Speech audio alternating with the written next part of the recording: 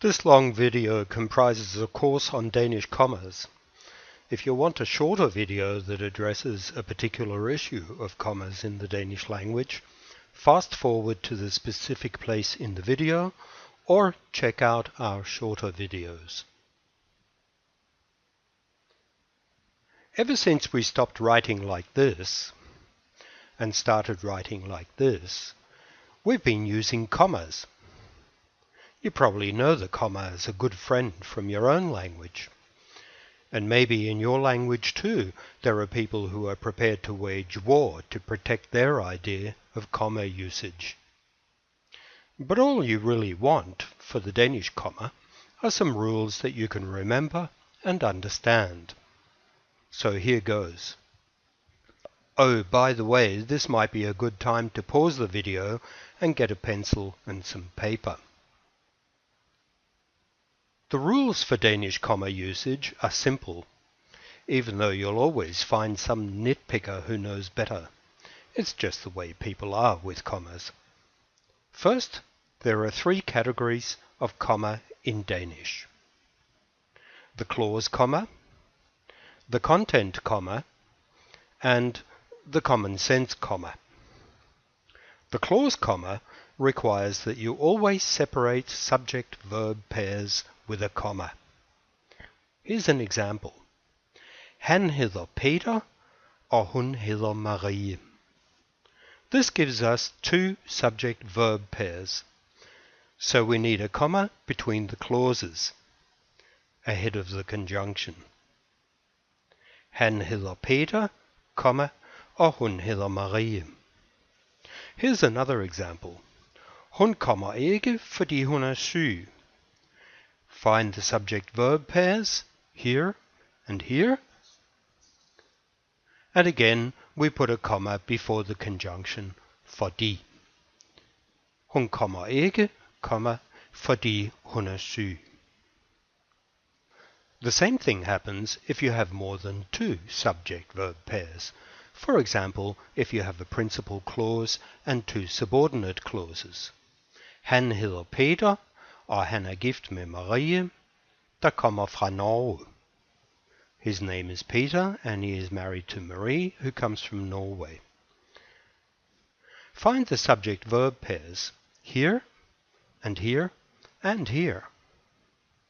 Han hedder Peter, komma, og han er gift med Marie, komma, der kommer fra Norge. This rule is so simple that you can have any number of clauses connected together as long as you have a comma before each conjunction or relative pronoun. Now, some people will tell you that commas aren't always necessary when separating subject-verb pairs. That's true, but with this rule you'll never go wrong, so always put the comma in, just to be sure. The next category is the content comma.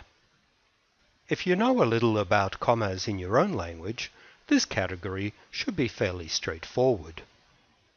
Content commas are used when we make lists, when we use interjections, and when we use the conjunction men, which means but. Using commas in lists or series is a common practice in most languages. You may already have learned that the comma replaces the word for and, which in Danish is og. Here are some examples in Danish. Han spiser bøf og kartofler og grøntsager. Like in your own language, we replace all but the last conjunction with a comma. Han spiser bøf, comma, kartofler og grøntsager. By the way, if you've learned that you also put a comma in front of the conjunction, forget it. We don't in Danish. Here's another example. Det engelske flag er rødt og hvidt og blåt. Again, we replace all but the last conjunction with a comma. Det engelske flag er rødt, comma, hvidt og blåt. As you can see, you can do this with more than just nouns. Let's try one more example. Han står op og børster tænder og spiser morgenmad og går på arbejde.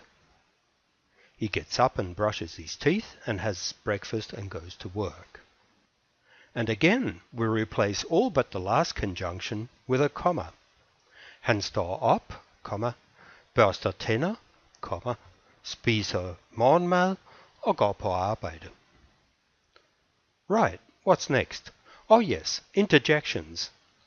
And while we're here, we might as well take insertions along.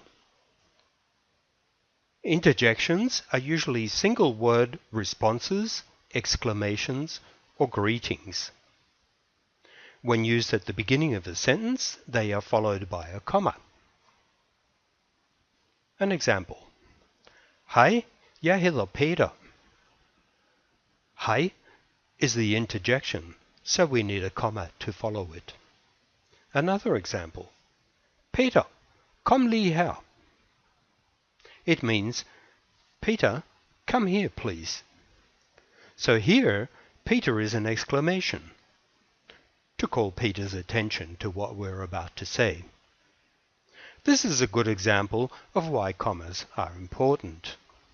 Look at what happens if we forget the comma. Peter kom lige, which means Peter just came.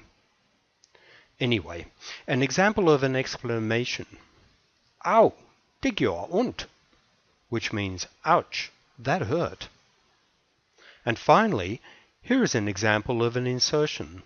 Insertions are usually a little extra information that we insert for clarification.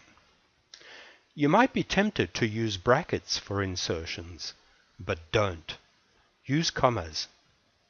Min nabo, Peter, har fødselsdag i morgen. So here we insert the extra information that my neighbor's name is Peter. Another one. Barack Obama, den amerikanske præsident, har talt til nationen. Barack Obama, the US president, has spoken to the nation. Now we come to the easiest comma rule of them all. It's the comma that always comes before the word men, which means but. Do you remember that you do have a comma in front of conjunctions when separating subject verbs? And remember that you don't have a comma in front of conjunctions if you don't? Well, with men, you always have a comma. Have a look at this. The first example is straightforward enough. Han drikker whisky, men han drikker ikke vodka. He drinks whiskey, but he doesn't drink vodka. In this sentence, we know we need a comma because we have more than one subject-verb pair.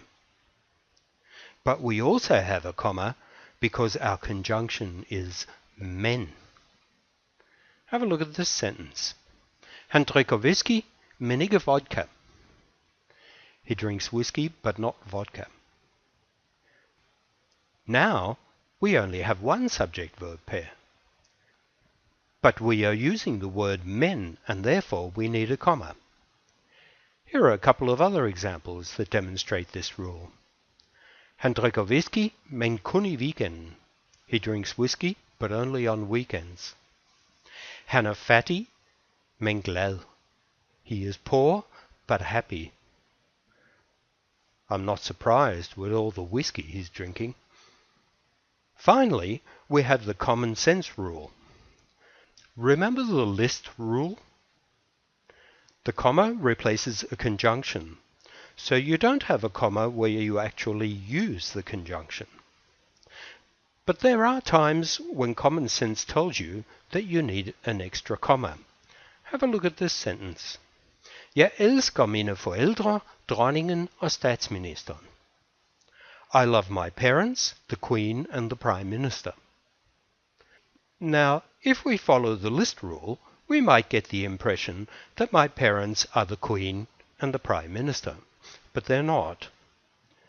So common sense tells us that we had better put in another comma just to be sure. Common sense will also tell us that sometimes we don't need a comma. Remember the rule about interjections? We put a comma in after the interjection, but not here. A comma would just clutter things up. Here's another example of common sense, because it all depends on what you're trying to say. Are you saying, "Watch out, there are lions"? Or, "Watch out, lions"? Or, "Keep a lookout for lions"? Which one would you use? And for what? A good common sense rule is, if you hesitate or pause, insert a comma to mark that place. If you don't, don't. So, summing up, let's repeat the rules we've learnt. Use the clause comma when you have multiple pairs of subjects and verbs. Use a comma when making a list. Use a comma after interjections. Always use a comma before men. And use a comma when it makes sense to use a comma.